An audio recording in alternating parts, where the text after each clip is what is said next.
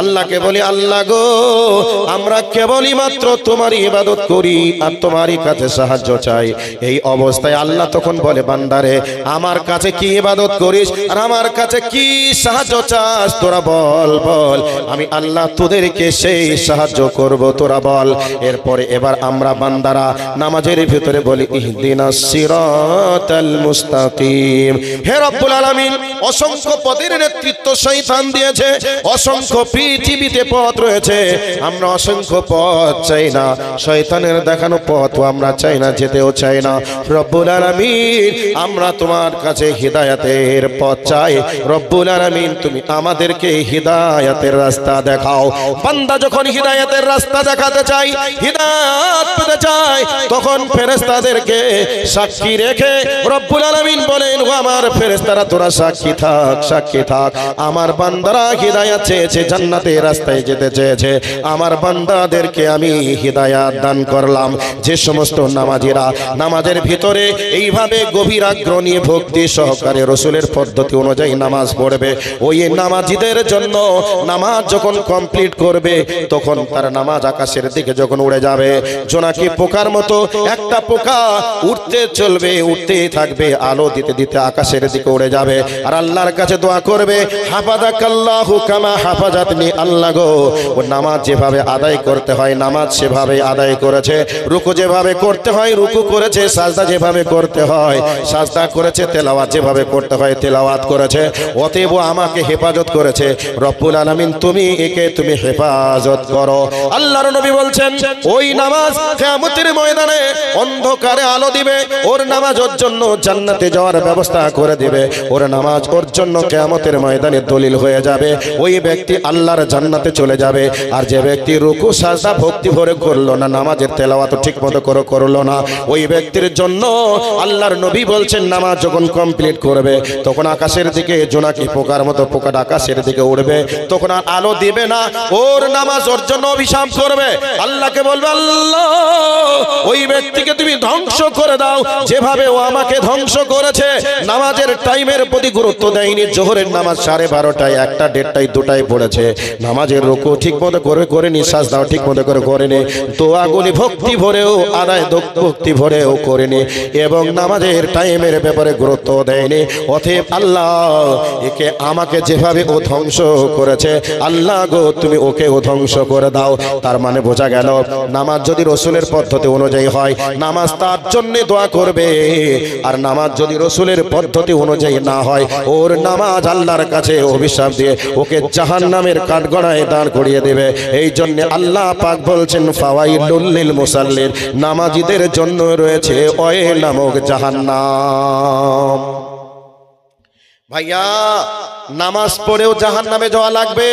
মা বোন, এই কেছে রুগী বেশি বেশি মা বোনেরা, কারণ নামাজ পড়ে কাজা করে পড়ে, নামাজ পড়ে জোহরের নামাজ আসরের টাইমে পড়ে, আসরের নামাজ একবারে মাগরিবের টাইমের কাছাকাছি পড়ে, মাসে মধ্যে ইচ্ছাকৃতভাবে 2-1 দিন তারা নামাজ কাজাই করে দেয়। এই নামাজ নামাজ নয়, এই নামাজ পড়েও আল্লাহর জাহান্নামে যাওয়া লাগবে। এই জন্য রসুলের পদ্ধতিতে নামাজ হওয়া লাগবে, আর এই নামাজই আপনাকে জান্নাতে নিয়ে যাবে। যেই জিনিসটা জান্নাতে নিয়ে যাবে সেই জিনিসের ব্যাপারে সঠিকভাবে ট্রেনিং দেওয়া লাগবে কি লাগবে না, সঠিকভাবে শিক্ষা লাগবে কি লাগবে না, লাগবে। আজকে আমরা মসজিদে ইমাম রাখি, সেই ইমামকে রাখি যে ইমামের উপরে আমরা খবরদারি করতে পারবো, ধমক দিয়ে আমরা যা ইচ্ছা তাই করতে পারবো, সেই রকম ইমামকে আমরা রাখার চেষ্টা করি। ইমামের নেতৃত্বে আমরা চলতে চাই না, বরং আমরা নেতৃত্ব দিয়ে ইমামকে চালাতে চাই। এরকম সময় চলছে কি চলছে না? ইমাম যদি একটু টাইম ধরে নামাজ পড়ায়, ইমামকে নামাজের ভিতরে সিগন্যাল দেয় গলার আওয়াজ দিয়ে, ইমাম সাহেব আমার তো কমপ্লিট হলো, তুমি বাবা কোথায়? এতক্ষণ ধরে নামাজ পড়ালে কি নামাজ চলবে? এতক্ষণ যদি পড়াও তাহলে আগামী কাল থেকে আর আসবো না। যদি না আসেন ইমামের কি লস হবে? লস তো আপনার। এইরকম বর্তমান সময়ে আমাদের সমাজ ব্যবস্থা, এইরকম আমাদের ইমানের চেতনা, যার কারণে বিশ্ব জুড়ে মুসলিম উম্মার উপরে নির্যাতন নেমে এসেছে, মার খাচ্ছে, ঘর বাড়ি সহায় সম্বল সব কিছু হারাচ্ছে, শুধু ইমাম থেকে বিচ্যুত হওয়ার কারণে। ইমামের ইমানের দিকে আমরা যদি যদি আগে আসি ইনশাআল্লাহ পৃথিবীর কোনো মায়ের লাল নেই, কোনো মামুর বেটা নেই যে মুসলমানদের দিকে আঙুল তুলে কথা বলে। বন্ধু, মুমিনের 4 নম্বর বৈশিষ্ট্য হলো তারা সালাত আদায় করবে। আল্লাহ পাক তারপরে বলছেন 5 নম্বর হলো ওয়ামিম্মা রাযাকনাহুম ইউনফিকুন। আল্লাহ পাক মুমিনদের 5 নম্বর বৈশিষ্ট্য বলছেন মুমিনরা দান করবে, খায়রাত করবে। এই বৈশিষ্ট্য মুমিনদের। তো মুমিনদেরকে দান করার ব্যাপারে আল্লাহ পাক বলেছেন মসজিদ, মাদ্রাসা, দিন যেখানে যেভাবে লাগবে সেখানে সেভাবে মুমিনদেরকে দান করতে হবে। এই বৈশিষ্ট্যটা কাদের হতে হবে? মুমিনদের হতে হবে। আল্লাহ পাক দানের ব্যাপারে কথা বলেছেন সিররা ওয়া আলানিয়া, প্রকাশ্য গোপনে, লাইলা ওয়া নাহারা, দিনেও দান করো রাত্রেও দান করো, প্রকাশ্যেও দান করো গোপনেও দান করো। এই আয়াত যখন অবতীর্ণ হলো হযরতে ওসমান গনি রাদিয়াল্লাহু তাআলা আনহু রাত দিন 24 ঘন্টার মধ্যে 4 রকম পদ্ধতিতে দান করলেন। দিনেও দান করলেন, রাতেও দান করলেন, প্রকাশ্যেও দিলেন, গোপনেও দিলেন। সাহাবীরা যেভাবে আল্লাহর পক্ষ থেকে ওহী প্রাপ্ত হয়েছিলেন নবীজির মাধ্যমে সেভাবে আমল করার চেষ্টা করতেন, সাথে সাথে বাস্তবে রূপান্তরিত দেওয়ার চিন্তা ভাবনা তাদের ছিল। এরপরে আল্লাহ সুবহানাহু ওয়া তাআলা আয়াত যখন অবতীর্ণ করলেন তখনই আল্লাহর নবী হযরতে বিলালকে বলছেন আনফিক ইয়া বিলাল, বিলাল তুমি দান করো। সে আরশের মালিক আল্লাহকে, আরশের মালিক আল্লাহকে তুমি যদি দান করো তাহলে আরশের মালিক আল্লাহ তোমার সম্পদকে বাড়িয়ে দেবে। তাহলে একটা গরীব সাহাবীকেও আল্লাহর নবী দানের ব্যাপারে উৎসাহিত করেছেন। 5 নম্বর বৈশিষ্ট্য হবে মুমিনরা দান করবে। আল্লাহ পাক এর পরে বলছেন 5টা বৈশিষ্ট্যের কথা আলোচনা করে আল্লাহ পাক ছেড়ে দেননি। এবার তিনি বলছেন উলাইকা হুমুল মুমিনুনা হাক্কা। আল্লাহ রাব্বুল আলামিন বলেন তারাই হলো প্রকৃত পক্ষে মুমিন, যাদের ভিতরে এই 5খানা গুণ আছে তারাই হলো প্রকৃত পক্ষে মুমিন। মুমিন হতে গেলে এই 5খানা গুণ থাকা লাগবে। আর মুমিন যদি হয়ে যান আল্লাহ পাক বলছেন আমি আল্লাহর পক্ষ থেকে তোমাদের জন্য 2টি পুরস্কার প্রতিদান। 1 নম্বর পুরস্কার হলো তোমাদের জীবনের পাপগুলিকে আমি আল্লাহ মাফ করে দিব। আল্লাহ রাব্বুল আলামিন বলেন লাহুম দারাজাতুন ইনদা রাব্বিহিম ওয়া মাগফিরাতুন ওয়া রিজকুন কারীম। আল্লাহ রাব্বুল আলামিন বলেন আমি আল্লাহর পক্ষ থেকে তোমাদের জন্য 2টি প্রতিদান, 2টি পুরস্কার রয়েছে। 1 নম্বর পুরস্কার হলো তোমাদের জীবনের পাপগুলিকে আমি আল্লাহ মাফ করে দিব। জোরে বলুন সুবহানাল্লাহ। 2 নম্বর হলো আল্লাহ রাব্বুল আলামিন বলছে আমি আল্লাহ তোমাদেরকে সম্মানের রুজি পান করাবো। এবার বলবেন সম্মানের রুজি বলতে কি বোঝালেন? আপনিও গরু পালন করেন, অমুসলিমরাও গরু পালন করেন। আপনারা গরুর দুধ খান বা আমরা গরুর দুধ খাই, ওরা গরুর মুদ খায়, আমরা গরুর মাংস খাই, কেউ আবার গরুর গোবর খায়। দেখছি না, দেখছি না, আমরা দেখছি। এর থেকে বড় সম্মানের আর কি নিবেন ভাইয়া? এ বিষয়ে অনেক কথা বিস্তারিত আলোচনা আছে। আমার কণ্ঠের আওয়াজ শুনে বুঝছেন যে আমি কতটা কষ্টের ভিতরে আছি, কত কষ্ট করে বলছি। আমি আপনাদের কাছে লম্বা টাইম ধরে আলোচনা করতে পারছি না, তারপরেও বলছি আপনাদের কাছে। এবার আমি যে কথাগুলি বলছি সে কথাগুলি হলো এই, আল্লাহ পাক তিনি মুমিনদের ব্যাপারে এই সূরাতে 5টির বৈশিষ্ট্যের কথা আলোচনা করে ঘোষণা দিলেন যে তোমরা হলে প্রকৃত পক্ষে মুমিন। আর প্রকৃত পক্ষে মুমিন তোমরা যদি হয়ে যাও তোমাদের জন্য 2টি পুরস্কার। আল্লাহ পাক সূরাতুল মুমিন নামক একটা সূরাই তিনি দিয়েছেন। ওই সূরাতে আল্লাহ পাক 8টি বৈশিষ্ট্যের কথা আলোচনা করেছেন। করার পরে তিনি বলছেন উলাইকা হুমুল ওয়ারিসুন আল্লাযীনা ইয়ারিসুনাল ফিরদাউসা হুম ফিহা খালিদুন। আল্লাহ রাব্বুল আলামিন বলেন তারাই হলো জান্নাতুল ফিরদাউসের উত্তরাধিকারী। যাদের ভিতরে 8খানা গুণ বিদ্যমান থাকবে তারা জান্নাতুল ফিরদাউসে যাবে। আর জান্নাতুল ফিরদাউসের ব্যাপারে নবীজি বলছেন আল্লাহর কাছে সবথেকে দামি জান্নাত হলো জান্নাতুল ফিরদাউস। আর আল্লাহর কাছে তোমরা যখন জান্নাত চাইবে জান্নাতুল ফিরদাউস চাইবে। অতএব জান্নাতুল ফিরদাউসে কে যাবে? জান্নাতুল ফিরদাউসে মুমিন যাবে। তবে মুমিন হতে গেলে 5টা বৈশিষ্ট্য থাকা লাগবে, আবার মুমিন হতে গেলে 8টা বৈশিষ্ট্য থাকা লাগবে। 8টা বৈশিষ্ট্য যদি থেকে যায় তাহলে মুমিনদের ব্যাপারে আল্লাহ রাব্বুল আলামিন বলছেন তোমাদেরকে আমি আল্লাহ জান্নাতুল ফিরদাউসের মেহমান বানাবো। জান্নাতুল ফিরদাউসের মেহমান বানানোর পূর্বে আল্লাহ পাক তিনি বলছেন তোমাদেরকে 8টা বৈশিষ্ট্য নিয়ে আসতে হবে। তার মধ্যে একটা হলো আল্লাহ রাব্বুল আলামিন বলছেন মুমিন যারা হবে তারা তাদের মুখ দিয়ে কোনোদিন অশ্লীল পাপাচার মিথ্যা কথা তারা বলবে না। আল্লাহর নবী বলছেন মান কানা ইউমিনু বিল্লাহি ওয়াল ইয়াউমিল আখির ফালিয়াকুল খায়র। আল্লাহর নবী বলছেন হে ঈমানদার দলেরা তোমরা যদি আল্লাহকে বিশ্বাস করো পরকালকে বিশ্বাস করো খবরদার খবরদার তোমরা তোমাদের মুখ দিয়ে তোমরা অশ্লীল কথা বলবে না। খবরদার তোমরা যখন মুখ খুলে কথা বলবে ভালো কথা বলবে, আর যদি না হয় তোমরা মুখ খুলে কথা বলবে না, মুখকে চুপ রাখবে। এ কথা বিশ্ব নবী বলছেন। আর আল্লাহ পাক বলছেন তোমাদেরকে মুখটা সংযত রাখা লাগবে, মুখটাকে সংযত রাখা লাগবে। এ কথা আল্লাহ বলছেন। আর রাসূল বলছেন আখিরাতকে পরকালকে বিশ্বাস করলে তোমরা তোমাদের মুখ দিয়ে খবরদার খারাপ কথা বার করবে না, ভালো কথা বলবে। এ কথা নবীজি বলছেন। তো মুমিন হতে গেলে মুখের চাবিটা আমার আপনার কাছে থাকা লাগবে।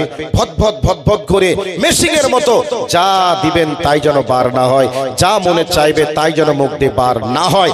খবরদার সতর্ক সাবধান থাকা লাগবে। আল্লাহ পাক বলছেন মুমিনদের আরেকটা বৈশিষ্ট্য হলো ওয়াল্লাযিনা হুম লিযাকাতি ফাইলুন।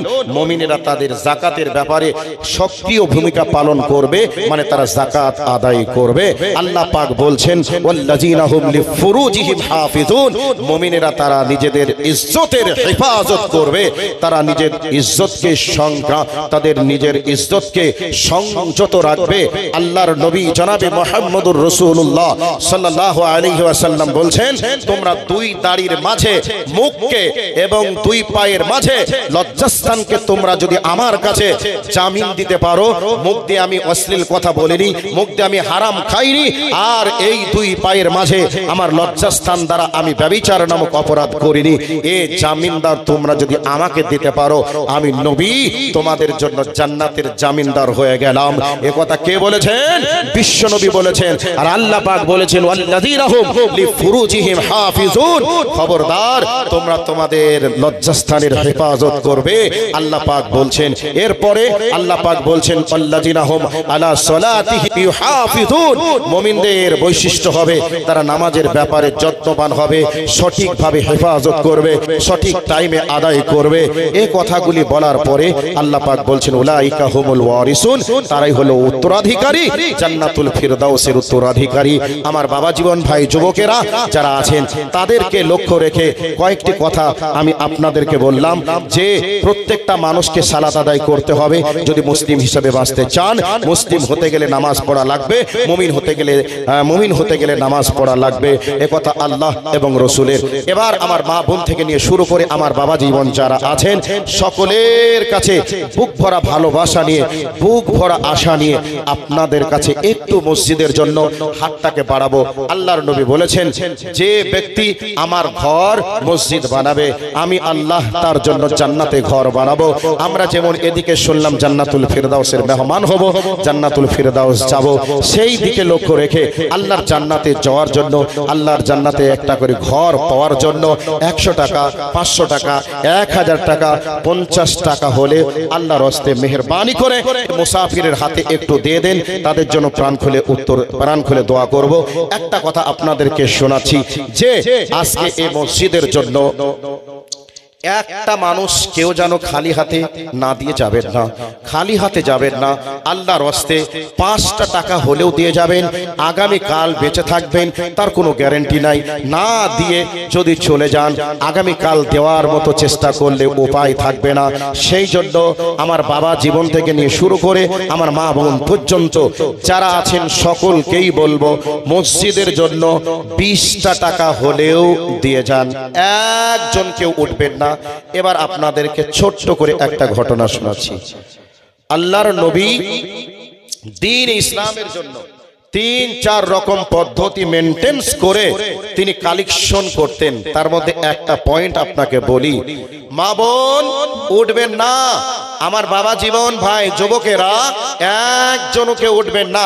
একটা কথা আপনাকে শোনাচ্ছি, এতক্ষণ ধরে আপনাদের যা বললাম আপনাদের ইমানি ব্যাটারিতে চার্জ হয়েছে কিনা একটু আপনাদেরকে দেখবো, একটু দেখবে, একটু ধৈর্য ধরুন।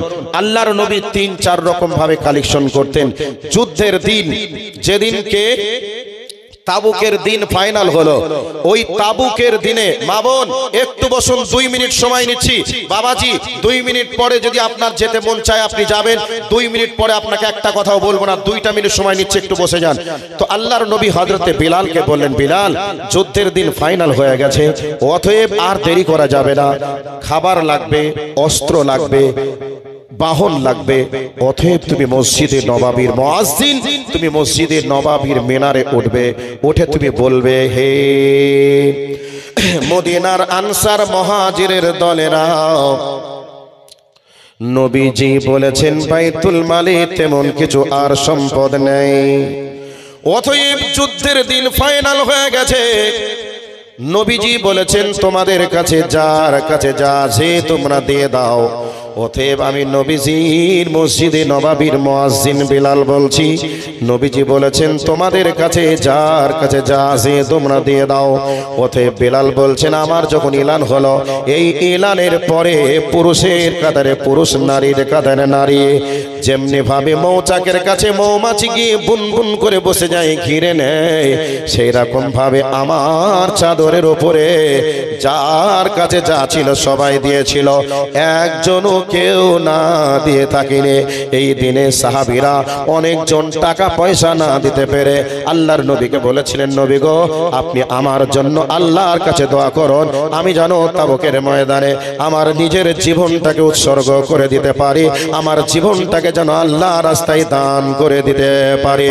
সেই জন্য আমার বাবাজি, আমার ভাই, আমার মা, খালা, আপনারা জানা আছেন এই হযরতে বিলাল 1500 বছর পূর্বে যে এলানটা করেছিলেন, সেই এলানটা আপনাদের কাছে করলাম। এই এলানটা শুনে একজনও কেউ যেন কিচ্ছু না দিয়ে যাবেন না। 10টা টাকা হলেও দিবেন, 20টা টাকা হলেও দিবেন, 50টা টাকা হলেও দিবেন। যদি কেউ না দেন তাহলে জানতে হবে সাহাবীদের ব্লাড আপনাদের শরীরে নেই। এমন কোন যদি দিন আসে দিনের জন্য রক্ত দেওয়া লাগবে, সেদিন হয়তো রক্ত দিতে পারবেন না। এই জন্য বলছি, আল্লাহ যাকে যেভাবে রেখেছেন 10টা টাকা হলেও দিয়ে যাবেন। 10টা টাকা নেই 5 টাকা দিবেন, 5 টাকা নেই আপনার কাছে 1টা টাকা আছে 1 টাকা দিবেন। 1 টাকা যদি না থাকে আমি মুসাফির, আমার মুসাফিরের হাতে একটু হাতটা মিলিয়ে দিবেন। আল্লাহর নবী বলছেন মুমিন যখন বিসমিল্লাহ বলে কোনো কাজে হাত দেয় আল্লাহর পক্ষ থেকে বরকত চলে আসে। এই জন্য আমার বাবাজি ভাই যুবক যারা আছেন সবাইকে বলবো 10টা টাকা হলেও দিবেন, 50টা টাকা হলেও দিবেন। যদি না থাকে 5টা টাকা দিবেন, 5 টাকা যদি না থাকে অবশ্যই